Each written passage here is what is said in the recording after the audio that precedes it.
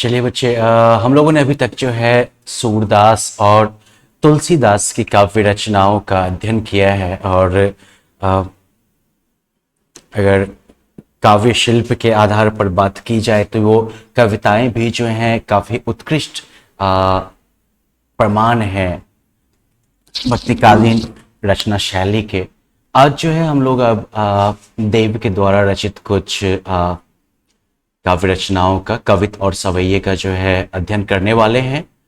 देव जो थे वो रीतिकाल के प्रमुख कवि हैं। रीतिकालीन कविता का संबंध दरबारों और आश्रयदाताओं से था और इस कारण इसमें दरबारी संस्कृति का चित्रण अधिक हुआ है। किंतु इसके प्रभाव से जब भी वो फ्री रहे हैं, मुक्त रहे हैं, तो उन्होंने जो है प्रेम और सौंदर्य का काफी जो है मनोरम चित्र जो है वो अंकित किया है, खींचा है। आलंकारिकता और श्रृंगारिकता उनके काव्य की प्रमुख विशेषताएं हैं। मतलब कि भाषा का सौंदर्य जो है वो देव की रचनाओं का एक प्रमुख पक्ष रहा है। शब्दों की आवृत्ति के जरिए वो जो है नया सौंदर्य पैदा करके उन्होंने सुंदर ध्वनि चित्र प्रस्तुत किए हैं। यहाँ पर जो कवित और सवैये हैं उसमें एक और जहाँ रूप सौंदर्य का काफी अलंकारिक चित्रण देखने को मिला है। अलंकार जैसे कि अंग्रेजी साहित्य पढ़ते वक्त जो है आप अलग अलग तरह के जो है लिटरेरी डिवाइसेस के बारे में पढ़ते हैं, इमेजरी के बारे में पढ़ते हैं, पर्सोनिफिकेशन के बारे में पढ़ते हैं, सिमिली और मेटाफर के बारे में पढ़ते हैं। तो उसी तरह से जो है हिंदी साहित्य में भी जो है बहुत तरह के जो है अलंकारों का प्रयोग होता है, जिससे कि जो वर्णन है, जो भाषा का प्रभाव है, वो काफी ज्यादा बढ़ जाता है। तो एक तरफ जो है जो भाषा का या रूप सौंदर्य का जो अलंकारिक चित्रण मिलता है इन कविताओं में, काव्य रचनाओं में, वहीं दूसरी ओर प्रेम और प्रकृति के प्रति जो कवि का भाव है उसकी भी काफी अंतरंग जो है अभिव्यक्ति मिलती है। पहले सवैये में कृष्ण के राजसी सौंदर्य का वर्णन है, जिसमें कि उस समय का जो सामंती वैभव था वो दिखता है। सामंती वैभव मतलब रजवाड़ों का जो वैभव था, रजवाड़ों का जो कैसा, रजवाड़ों की जो कह सकते हो कि भले पूरी एक जीवन शैली थी जिसमें कि स्वर्ण आभूषण वगैरह सब जो है काफी प्रचुर मात्रा में धारण किए जाते थे, तो उसकी झलक मिलती है। दूसरे कवित्व में बसंत को बालक के रूप में दिखाकर जो है प्रकृति के साथ भी एक संबंध की अभिव्यक्ति हुई है, एक रागात्मक संबंध की अभिव्यक्ति हुई है। तीसरे कवित्व में पूर्णिमा की रात में चांद तारों से भरे आकाश की आभा का वर्णन है और चांदनी रात की कांति को दर्शाने के लिए देव दूध में फेन जैसे पारदर्शी बिंब का प्रयोग किया गया है, जो कि उनकी काव्य कुशलता का परिचायक है। तो चलिए अब पहले सवैये से शुरुआत करते हैं। पायनि नुपुर मंजू बजय, कटी किंकनी के धूनि के मधुराई, सांवरे अंग लसय पटपीत, हिये हुलसय बनमाल सुहाई। माथे किरीट बड़े दृग चंचल, मंद हसी मुख चंद जुन्हाई, जय जग मंदिर दीपक सुंदर, श्री ब्रज दूल्ह देव सहाय। तो कवि यहां पर जो है क्या कहते हैं कि बालक कृष्ण के पैरों में पायल के जो घुंघरू हैं बहुत ही मधुर स्वर में, बहुत ही मधुर ध्वनि में बज रहे हैं। पायनी नुपुर मंजू बजय, कटी किंकिनी के धूनी की मधुराई। तो बालक कृष्ण के पैरों में पायल के घुंघरू जो है वो बहुत ही मधुर ध्वनि में बज रहे हैं। उनके सांवरे अंग लसय पटपीत, हिये हुल से बनमाल सुहाई।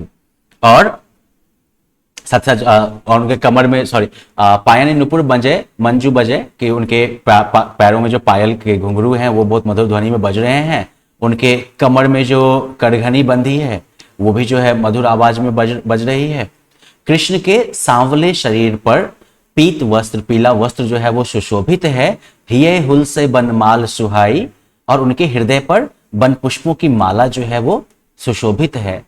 माथे किरीट बड़े दृग चंचल, दृग मतलब नयन हो गया, तो उनके माथे पर जो है मोर पंख का मुकुट विराजमान है और उनकी आंखें जो हैं वो बड़ी और बड़ी विशाल चंचल हैं। मंद हंसी मुख चंद जुन्हाई, और उनके मुख रूपी चांद पर हंसी की चांदनी जो है वो अत्यंत ही मनोहारी लग रही है। कवि देव कहते हैं, देव सहाय कवि देव कहते हैं कि मंदिर में जैसे दीपक सुशोभित होता है, जय जग मंदिर दीपक सुंदर, है ना, मंदिर में जैसे दीपक सुशोभित होता है, ठीक वैसे ही संसार रूपी मंदिर में श्री कृष्ण ब्रज के दूल्हे के समान सुशोभित होते हैं। उनकी सदा जय हो, वे सदैव अपनी कृपा दृष्टि मुझ पर रखते हुए मेरी सहायता करें, सहाय। ठीक है, तो चलिए ये रहा सार पहले सवैये का। अब जो है ये कवित का पाठ करते हैं। इस कवित में जो है वसंत ऋतु के आगमन पर जो प्रकृति का सौंदर्य होता है उसका वर्णन किया गया है। डार द्रुम पलना बिछौना नव पल्लव के, सुमन झिंगूला सोहे तन छवि भारी दे। पवन झुलावे के किकीर बतरावे देव, कोकिल हलावे हुलसावे करतारी दे। कि वसंत ऋतु के आगमन पर कवि कहते हैं कि वसंत के आने पर वृक्षों की डालियां जो है पलना बन गई है और पल्लव और पत्ते जो हैं वो कोमल बिछौना बन गए हैं। उनके फूलों का जो सुंदर झबला जो है, गुच्छा जो है वो अत्यधिक आकर्षक लग रहा है। और कवि देव कहते हैं कि हवा उसे झूला झूला रही है। पूरित पराग सो उतारो करे राई नोन, कंजकली नायिका लतान सिर सारी दे। मदन महीप जू को बालक बसंत ताही, प्रातः ही जगावत गुलाब चटकारी दे। वो कहते हैं कि मोर, तोता, कोयल आदि अपनी मधुर और कोमल आवाज में मानो तालियां बजाकर खिला रही हों। कमल की कली रूपी नायिका इस प्रकार झूम रही है मानो अपने पराग कणों में राई नमक मिलाकर बच्चों की नजर उतारने का टोटका कर रही है। अरे वो हमारे यहाँ भी लोग करते हैं ना, वो सरसों मिर्ची वगैरह मिला के नजर उतारते हैं ना, आपकी माँ को पता होगा ये सब। ठीक है, तो कवि जो है वो कहते हैं यहाँ पर कि मोर, तोता, कोयल जो है वो अपनी मधुर मृदु आवाजों में जैसे कि तालियां बजाकर जो है इस बच्चे को खिला रही हैं। और कमल की कली रूपी नायिका इस तरह से झूम रही है मानो अपने पराग कणों में नायिका लतान सिर सारी दे। महन मदीप जू को बालक बसंत ताही, प्रातः ही जगावत गुलाब चटकारी दे। है ना, तो कमल की कली रूपी नायिका इस प्रकार झूम रही है मानो अपने पराग कणों से राई नमक मिलाकर बच्चों की नजर उतारने का टोटका कर रही हो। राजा कामदेव के बालक बसंत को उषा काल में गुलाब चुटकी बजाकर जगा रहे हैं।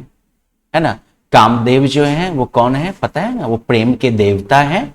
तो ऐसा प्रतीत हो रहा है कि जैसे कि राजा कामदेव के बालक बसंत को उषा काल में गुलाब के फूल जो है वो चुटकी बजा बजाकर जगा रहे हैं। प्रेम की भावना इस तरह से जो है वातावरण में फैली हुई है। अब इसके बाद जो है अगला जो कवित है उसमें जो है चांदनी रात के सौंदर्य का वर्णन किया गया है। फटिक सिलानी सौ सुधारियो सुधा मंदिर, उद्धि दधि को सो अधिकाई उमगे अमंद। बाहर ते भीतर लौ भीति ना दिखाइए देव, देव दूध को सो फेन फैलियो आंगन फरस बंद। चांदनी रात के सौंदर्य का वर्णन करते हुए कवि कहते हैं कि स्वच्छ सुधामयी चांदनी इस तरह फैली हुई है जैसे स्फटिक की शिलाओं से, स्फटिक के पत्थर से कोई सुंदर मंदिर निर्मित किया गया हो।